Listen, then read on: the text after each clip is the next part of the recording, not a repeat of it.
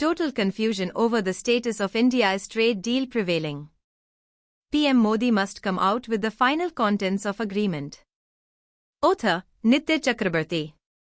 The announcement on India's trade deal was expected, but the manner in which both President Donald Trump and Prime Minister Narendra Modi did the same in social media has led to big confusion.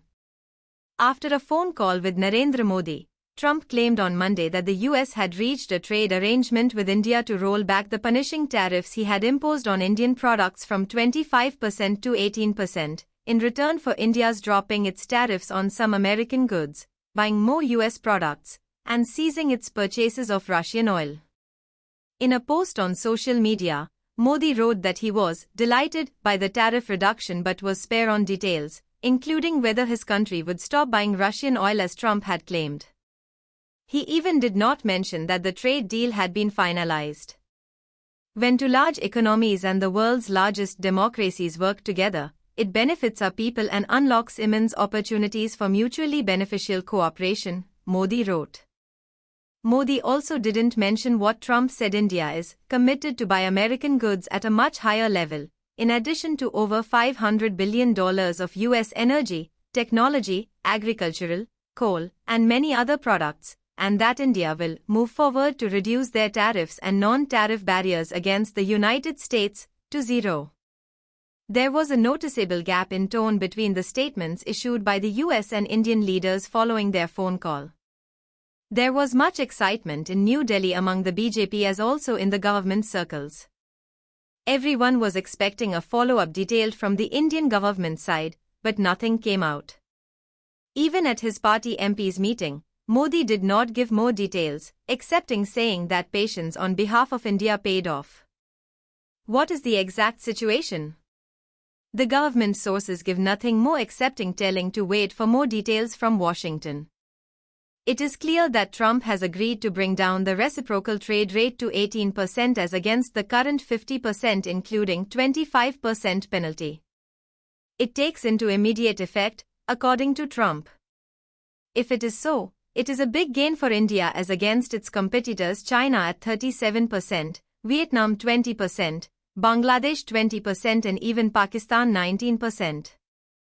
But what concessions India gave to the US in agricultural commodities sector including soybean, dairy and others? Has Modi agreed to stop all imports of oil from Russia even at a cheaper price? Earlier also Trump claimed that India has stopped imports from Russia, but the imports were coming based on the competitive pricing. In fact even now, as per the international oil trade sources, Russian crude is $16 cheaper compared to the American crude oil. If India stops full imports of Russian oil, India has to incur this additional cost. Has Modi really agreed to this? If he has agreed, he should come out and tell it openly. In a trade deal these days, there is always give and take. So there is nothing wrong in agreeing to some concessions from India in order to get other concessions from the US which are more important for India in national interests. But the negotiations have to be on equal basis as India is India, the leading emerging economy with the potential of becoming the third largest economy in 2028 with the single largest market in the world, surpassing even China. Modi is representing its 1.4 billion people and cannot sacrifice national interests at the diktat of Trump. The question is whether India retained its strategic autonomy while agreeing to the terms of Trump. Prime Minister has a great responsibility in coming out with details about the deal if it is already done. Or, if it is still not final and 18% tariff is just the framework, he should also say so. Trump will continue to say many more things in his Truth Social. Those will remain unchallenged if Narendra Modi does not tell the real position. Back-to-back trade agreements with the European Union and the United States, one hailed as the mother of all trade deals, and the other to slash tariffs on Indian goods to 18%, are widely expected to boost the economy, adding a potential $150 billion in exports over a decade, say the experts close to the government. The agreements will drop tariffs and ease market barriers, while also boosting India's manufacturing sector, including the labor-intensive textile sector. India, however, cannot expect its competitive edge against China to last long, as Trump is visiting China in April this year to finalize the US-China trade deal, and the tariff rate for China is sure to go down to less than 20%. It can be at the level of EU at 15% or UK at the level of 10%. So India has to forget its competitive edges against China very soon.